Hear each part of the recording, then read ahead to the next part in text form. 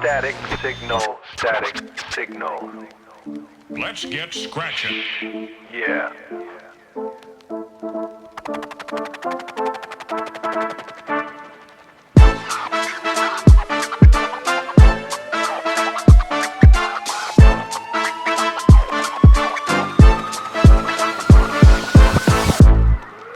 The first time I saw Jet Set Radio, it didn't look like a Dreamcast game. It looked like somebody had smuggled a Saturday morning cartoon onto a disc and then spilled an entire underground mixtape all over the top of it. The city was loud and bright. The skaters moved like gravity was more of a suggestion than a rule, and the cops were, well, terrifying and completely ridiculous at the same time, which, somehow made them scarier. It had that imported game energy too, where you didn't fully understand what you were looking at yet, but you knew it was cooler than whatever you were playing 5 minutes ago. I mean, you remember what it looked like, right? But here's the strange part. This doesn't feel futuristic because it called the future we actually got. It feels futuristic because it reminds me of a version of games that, almost happened. The version where games didn't have to prove they were grown up by getting grayer and slapping some mud filter over the lens and calling it mature. For a while there, this game made progress look like music, like one skater carving through a city that was way too big and loud, yet somehow still waiting around for you. So the question isn't, did it look cool? Because obviously it definitely did. The question that really sticks with me is what happened to this version of gaming's future? What happened to the version of the future that looked like this? Back then, nobody had fully decided what next gen was even supposed to look like. You could feel games changing in real time. 3D wasn't some unstoppable science experiment with elbows anymore. Consoles were getting stronger, which in turn meant worlds were getting bigger, which also came with the added benefit that cameras were slowly becoming less possessed by demons. But the picture of the future hadn't been solidified yet. It was still up for grabs. It could have meant cinematic realism, pure arcade speed, games that look like cartoons or album covers or ads or something your older cousin refused to explain to you because apparently knowing cool things was classified information. The point I really want to get across here is that Jet Set Radio landed at a moment where games still had options. The industry hadn't completely decided that better meant a tired man staring at a horizon looking personally betrayed. And listen, realism gave us some incredible games. That's not the argument. The argument is that this thing came from a window in time when another kind of progress was, still possible. Progress could mean brighter colors, louder music, and a game that actually had some attitude to it. The Dreamcast radiated that exact energy. It was a piece of hardware built on the foundation of strange, unfeathered confidence. You had flawless arcade ports sitting right next to wildly ambitious online experiments nobody actually asked for. Plus, you had that weirdly massive controller with the little tiny VMU screen jammed in the middle of it, like Sega decided that your memory card needed a Digipet side hustle. Jet Set Radio made perfect sense on that machine. It basically kicked open the door of the next generation and completely refused to apologize for what it was. And it didn't stumble in looking like that. I mean, the whole game seemed to have been built around a very specific refusal that games didn't have to chase the same kind of visual maturity as everyone else. They could look hand-drawn and aggressively designed, which honestly is bold because most games that try to look cool end up sounding like a corporate boardroom acts to Recruit a team of teenagers with attitude. Yeah, and mostly dodge that. Not perfectly, of course. I mean, it was a game from the 2000s and everybody's pants was doing way too much, but the energy was real. Tokyoto actually functioned as your primary antagonist. You were always in a constant rolling argument with the architecture, treating perfectly respectable public spaces like an open venue. You'd lock in on a rail and outrun a wildly overfunded police force and let the soundtrack drag you the rest of the way. Every run was basically forcing you to remix the map in real time, which is why the style still hits, because it was never just sitting on top of the game like a coat of paint. It was actually baked into how the whole thing moved.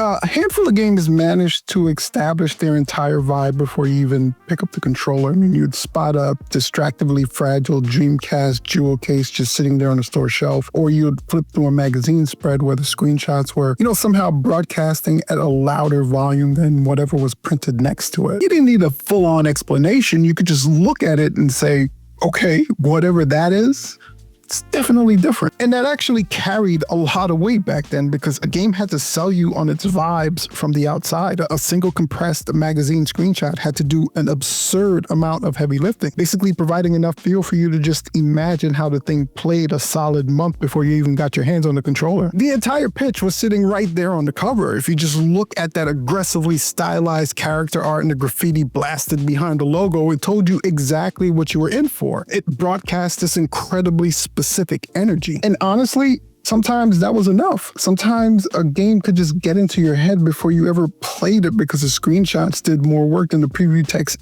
ever could. You could barely explain it to your friends. You would just point to the page and go, that.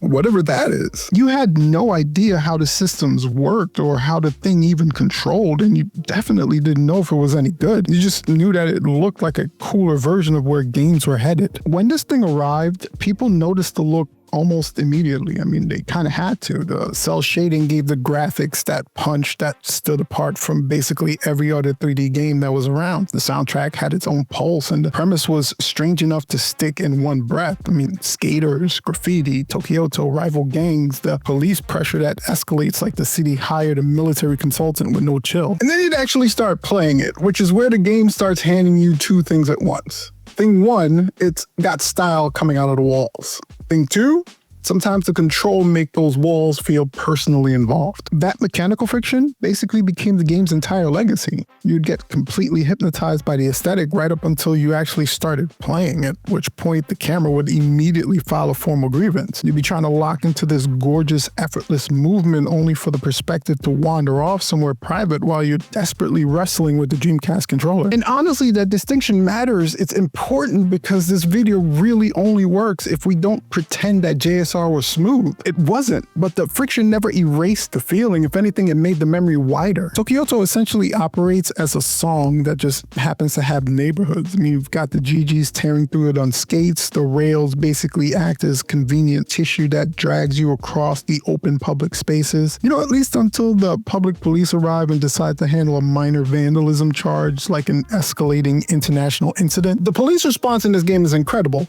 Hilarious. I mean, you spray one wall and suddenly the city is deploying enough firepower to handle a kaiju over a minor violation.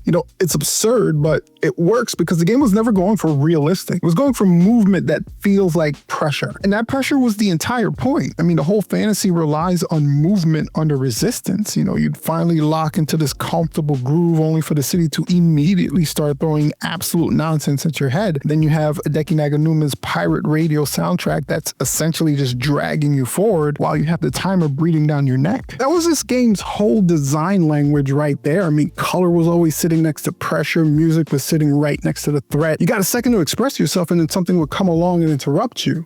This future wasn't clean. Good.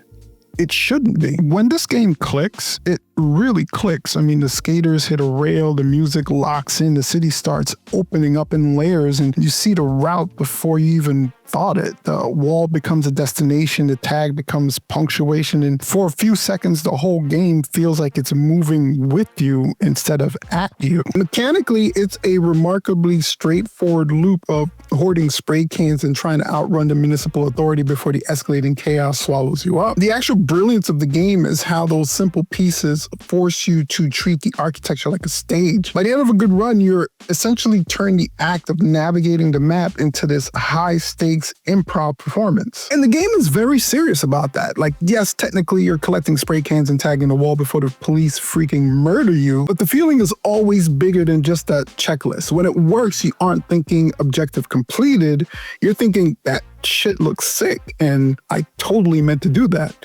even though you absolutely did not. This is where the game demands your active participation. You don't just get to rest the controller on your lap and admire beats aesthetic. The system basically points you to the escalating chaos and dares you to keep up. You end up using the soundtrack as this frantic metronome chasing down open spray spots while attempting to read the city's architecture entirely through forward momentum. Labeling this game as stylish severely undersells the mechanical reality. The aesthetic is entirely load-bearing, deeply tangled with the physical engine and the immediate painful consequence of blowing a critical jump. The aggressive cell shading actually served a functional purpose. It lets you instantly process the city's architecture at high speeds. And you combine that visual clarity with the absurd militarized police response, and your moment-to-moment suddenly had genuine stakes, and it all cascaded into this tangible, playable proof of concept for where the medium could go next. The handling was undoubtedly scuff, but the core engine of that fantasy, that was fully functional. Here's the thing that nostalgia can usually try to conveniently pave over.